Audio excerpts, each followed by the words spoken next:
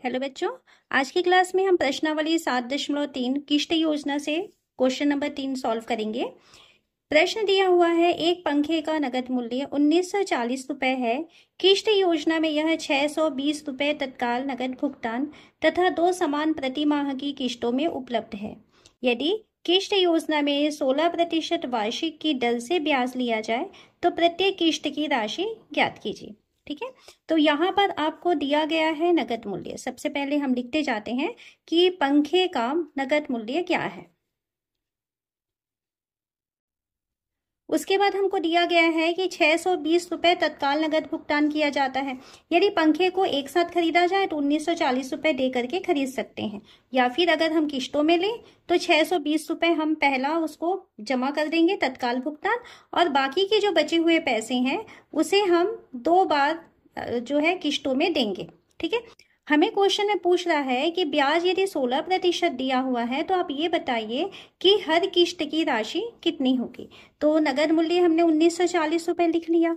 उसके बाद हम लिखते हैं तत्काल भुगतान। यदि हम किस्तों में लेंगे तो तत्काल हमें कितना भुगतान करना होगा।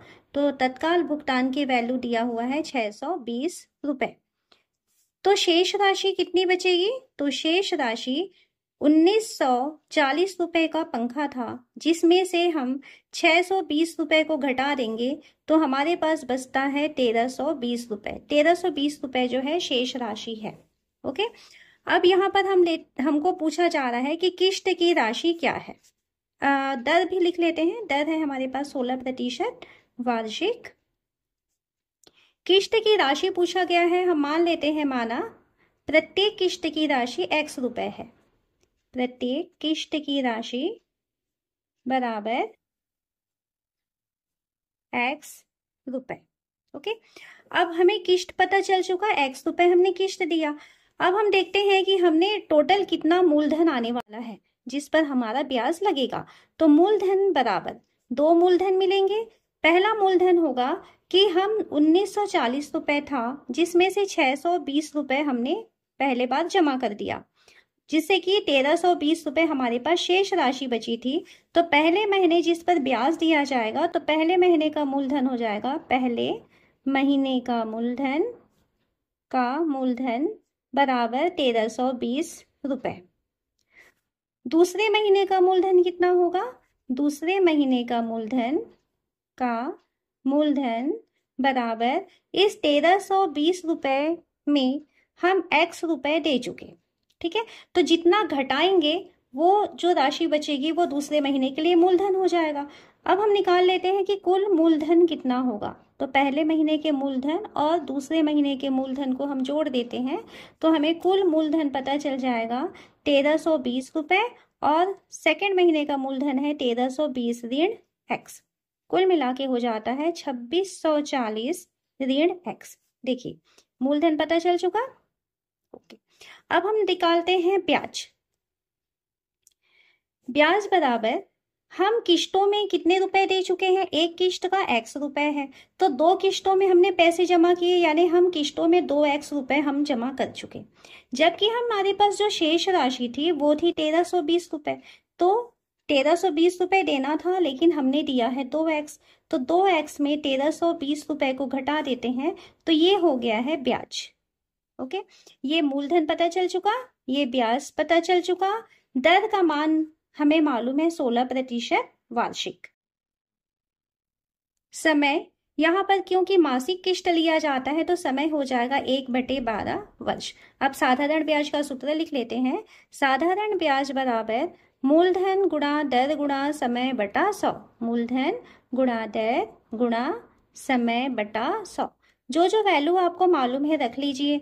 साधारण ब्याज अभी हमने निकाला है 2x ऋण 1320 बराबर मूलधन का मान, जो कुल मूलधन निकाले थे, 2640 ऋण x। कोष्टक में रखेंगे। दर का मान सवाल में दिया है 16%, समय 1/12 वर्ष, और यहां पर लगा लेंगे 100। जो संख्याएं कट सकती हैं काट लीजिए। 4 दिया 12, 4 चौक 16, ये 4 से कटेगा 4, कितने बार कट जाएगा? 25 बार। ठीक है, यहाँ कोष्टक के अंदर की संख्याएं हमें नहीं काटनी होती हैं ना, ध्यान रखेंगे। अब नीचे हमारे पास आया है 25 तिया 75।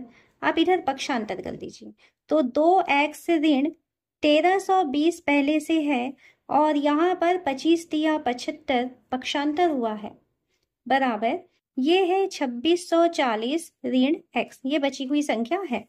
कोष्टक हटाएंगे, 75 का गुणा पहले 2x से करते हैं, 150x ऋण 75 का गुणा 1320 से करते हैं, तो ये हो जाएगा 99000, 99,000 हो गया, बराबर 2640 ऋण x।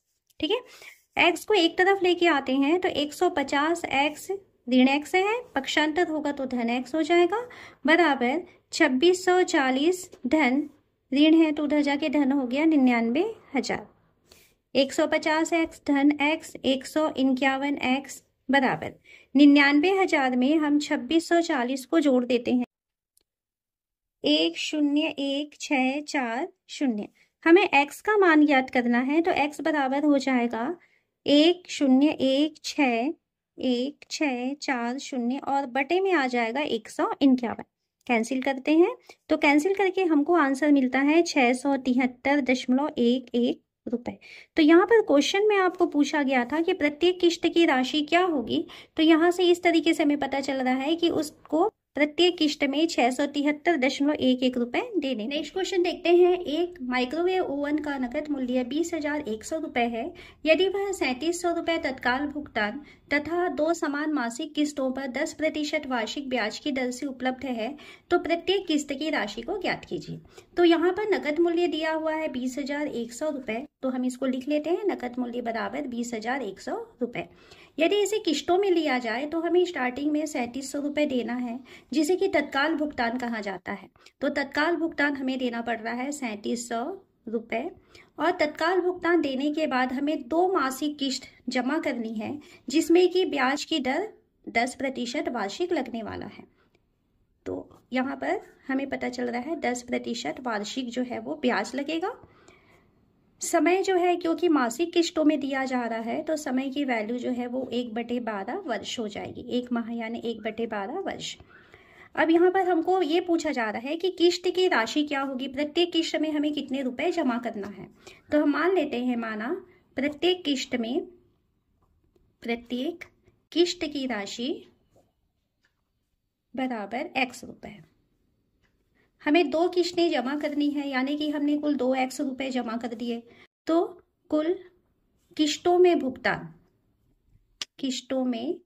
भुगतान जो है ये हो जाएगा 2x, और स्टार्टिंग में हमने किया हुआ है 3700 रुपए जमा। ठीक है, अब देखिए, जब हमने तत्काल भुगतान 3700 रुपए दे दिया था, तो उसके बाद में जो है हमारे पास शेष राशि कितनी बची थी, इसको हमको यहाँ पर लिखना है। शेष राशि बराबर, शेष राशि कुल माइक्रोवेव था 21,100 रुपए का, 20,100 रुपए का था, जिसमें हमने 3,700 रुपए जमा कर दिया। तो बच रहा है, ये 2 जीरो हो गए, 11 में 7 गया 4, 9 में 3 गया 6, और ये हो जाएगा 1। 16,400 रुपए शेष राशि थी।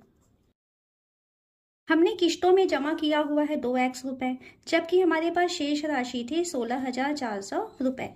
तो इस तरीके से हम यहाँ पर जब ब्याज की गणना करेंगे तो ब्याज बराबर होता है 2x, यानी हमने कुल कितने रुपए जमा किए, जबकि हमें जमा कितना करना था, 16,400 रुपए।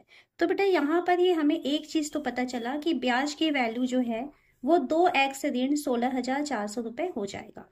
ओके, दर की वैल्यू हमको दिया गया है 10%, समय की वैल्यू हमको दिया गया है 1/12 वर्ष। अब हम निकाल लेते हैं मूलधन की वैल्यू। मूलधन का मतलब होता है कि जब आप तत्काल भुगतान कर देते हैं, तो तत्काल भुगतान के बाद कितने रुपए पर आपको ब्याज देना है। तो जब हम स्टार्टिंग में तत्काल भुगतान 3700 रुपए जमा कर चुके थे, तो जो बचा हुआ पैसा था 16,400 रुपए, तो पहले महीने तो हम 16,400 रुपए का ब्याज पेमेंट करेंगे। फिर 1 महीना जब कंप्लीट हो जाएगा तो हम उसको पहली किस्त x रुपए दे के आ जाएंगे, तो 16,400 रुपए में x रुपए माइनस हो जाएगा, तो जो बचेगा वो सेकेंड मंथ का मूलधन कहलाएगा। तो मूलधन के लिए हम लिखेंगे पहले महीने का मूलधन, पहले महीने का मूलधन। जो शेष राशि होती है वो पहले महीने का मूलधन होता है। तो 16,400 रुपए ये पहले महीने का मूलधन हो गया। और उसके बाद हम यहाँ पर लिखते हैं दूसरे महीने का मूलधन, महीने का मूलधन बराबर इस 16,400 रुपए में जब हम x रुपए उसको जमा कर चुके तो जो राशि बचेगी माइनस करने से वो दूसरे महीने का मूलधन हो जाएगा। हम यहाँ निकाल लेते हैं कि कितना कुल मूलधन है जिस पर हमें ब्याज कैलकुलेट करना है। तो कुल मूलधन बराबर 16,400 और 16,400 ऋण x, ये दोनों को हम जोड़ देते हैं। तो ये हो जाएगा 32,800 ऋण x। तो यहाँ पर देखिए आपको मूलधन की वैल्यू भी पता चल चुकी है, ब्याज पता चल गया, समय पता चल चुका है, दर पता चल चुका है। अब हम लेते हैं साधारण ब्याज का सूत्र। तो साधारण ब्याज बराबर मूलधन गुणा दर गुणा समय बटा 100। जो जो वैल्यू आपको मालूम है आप रख दीजिए। साधारण ब्याज की वैल्यू 2x ऋण 16,400, 2x ऋण 16,400 बराबर मूलधन की वैल्यू है 32,800 ऋण x, ये मूलधन हुआ। दर की वैल्यू हमें दिया है 10, समय दिया है 1/12, है ना, और नीचे में है यहाँ पर 100। जब आप सॉल्व करेंगे 1 0 आप यहाँ से काट दीजिए, बाकी जो संख्याएं हैं उसे हम इधर पक्षांतर कर देते हैं। तो ये 12 गुणा 10 यानी कि हो गया 120, यहाँ इधर मल्टीप्लाई में आ जाएगा। तो 120 कोष्टक में है 2x ऋण 16,400 बराबर यहाँ पर बचा हुआ है 32,800 ऋण x। सॉल्व करते हैं इसको। 12 दूनी 24, 240 x ऋण, इसको गुणा कर लीजिए तो ये आ रहा है आपका 19,68,000। ठीक है, मल्टीप्लाई करते समय सावधानी रखना। ये आपके पास सेकंड पक्ष में बचा हुआ है 32,800 ऋण x। जो चर राशियां हैं उसे एक पक्ष में ले आते हैं तो 240x, ये माइनस x है, इधर पक्षांतर होके प्लस x हो जाएगा, बराबर के दूसरी तरफ में आपके पास जो बचा हुआ है उसको लिख लेते हैं और पक्षांतर होके जाएगा, इधर माइनस इधर जाकर के वो प्लस हो जाएगा। 19, 6, 8 और 3 बार 0। 240x धन x हो गया 241x बराबर, इन दोनों को जोड़ देते हैं। x का मान निकालना है तो x का मान ये 241 आप पक्षांतर कर दीजिए, ये 3 बार 0 है, 8 और 2 बार 0 और बटे में आ जाएगा 241। इसे भाग देते हैं तो भाग देने पर हमें x की वैल्यू मिल जाएगी 0.07 रुपए। तो इस तरीके से बेटा हमको यहाँ पर x यानी कि हर महीने कितना उसे किश्त देना होगा। हमें क्वेश्चन में पूछा था कि किश्त की राशि क्या होगी, तो इस तरीके से हर महीने उसे 8,302 रुपए 7 पैसे की किश्त देनी। नेक्स्ट क्वेश्चन है, एक आयरन 210 रुपए तत्काल भुगतान तथा 220 रुपए प्रति माह की 2 समान किस्तों में खरीदा गया। यदि किस्त योजना में ब्याज की दर 20% वार्षिक है तो आयरन का नकद मूल्य ज्ञात कीजिए। यानी स्टार्टिंग में अगर हम आयरन को खरीदते बिना किस्तों का खरीदते तो कितने रुपए का आयरन था। हम मान लेते हैं कि माना आयरन का नकद मूल्य जो है वो x रुपए है। यहाँ पर तत्काल भुगतान की वैल्यू 210 रुपए है और किस्त जो है वो 220 रुपए प्रति माह हमें देना पड़ रहा है। कितने किस्तों में? 2 किस्तों में। तो तत्काल भुगतान की वैल्यू लिखते हैं। अगर किस्तों में खरीदा जाए तो तत्काल भुगतान हमें करना होगा 210 रुपए और किस्तों द्वारा भुगतान हमें करना पड़ेगा 220 रुपए। कितने बार? 2 बार, यानी कि 440 रुपए हम किस्तों के द्वारा भुगतान करेंगे। 210 रुपए हम तुरंत देंगे और बाकी 440 रुपए हम 2 बार किस्तों में देंगे। तो कुल हमने कितने रुपए दिया हुआ है किस्तों में, तो हम यहाँ पर लिखते हैं कुल भुगतान बराबर जो हमने तत्काल भुगतान किया था 210 रुपए किया था, किस्तों के द्वारा हम 440 रुपए और दे चुके हैं, तो कुल मिला के 650 रुपए हमने उसको टोटल दिया हुआ है। जबकि आयरन का जो नकद मूल्य था वो x रुपए था। किस्तों के द्वारा जब हम खरीद रहे हैं तो हमें टोटल वो 650 रुपए का पड़ रहा है। तो हम यहाँ से निकाल सकते हैं कि ब्याज की वैल्यू क्या होगी। तो कुल हमने कितना भुगतान किया और वो था कितने का। घटा देंगे। 650 रुपए हमें किश्तों के द्वारा पड़ा है वो, और जबकि आयरन का जो वास्तविक मूल्य था वो x, तो ये x को माइनस करेंगे तो हमें पहला चीज तो बेटा यहाँ पता चल चुका है कि ब्याज की वैल्यू 650 ऋण x रुपए होगा। ठीक है, अब हम निकाल लेते हैं समय। तो यहाँ पर जो मासिक भुगतान किया जा रहा है तो समय मासिक कहा गया है, इसलिए 1/12 वर्ष। समय भी पता चल गया, सेकंड चीज पता चल गई। हमें यहाँ पर दर भी दिया हुआ है, दर जो है 20% वार्षिक है, तो दर का मान भी हमें पता चल चुका है। अब हम निकाल लेते हैं मूलधन। मूलधन निकालने का तरीका आपको मालूम है। मूलधन बराबर पहले महीने जो है जब हम जितने का मूल्य था और हम तत्काल भुगतान करके आए थे तो कितना रुपए हम उधार दुकान वाले के पास छोड़े थे। जो आयरन था वो था x रुपए का, हमने तत्काल भुगतान किया हुआ था 210 रुपए। तो मूलधन में ये x ऋण 210 जो है ये हो जाएगा पहले महीने का मूलधन, पहले महीने का मूलधन।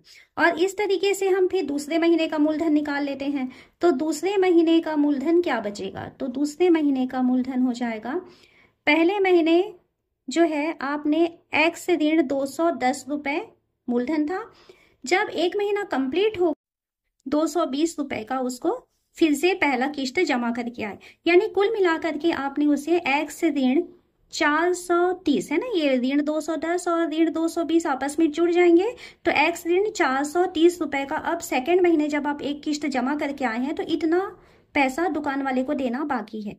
तो ये दूसरे महीने का मूलधन हो गया। पहले महीने का मूलधन है x ऋण 210, दूसरे महीने का मूलधन है x ऋण 430 जिस पर ब्याज लगने वाला है।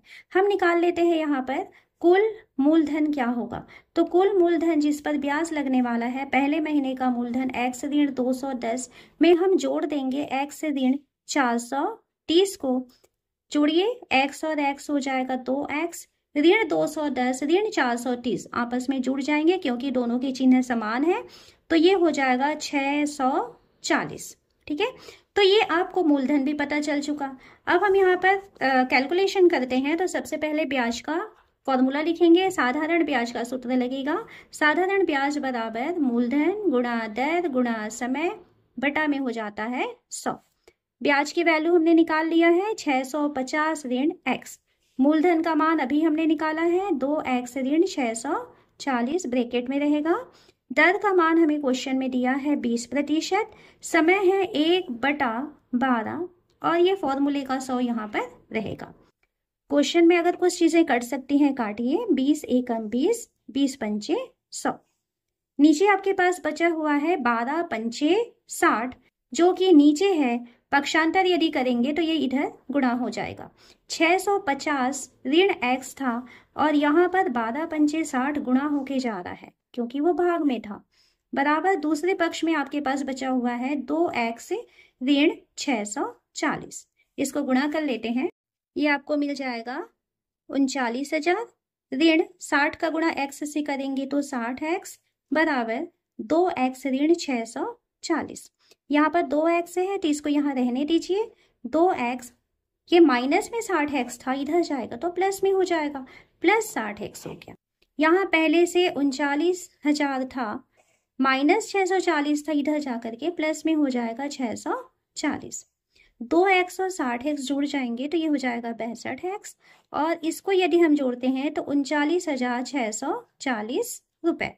ठीक है, हमें x का मान ज्ञात करना है तो x की वैल्यू को आप छोड़ दीजिए और दूसरे पक्ष में आपके पास है 39,640 और बटे में है 62, इसको हम भाग दे देते हैं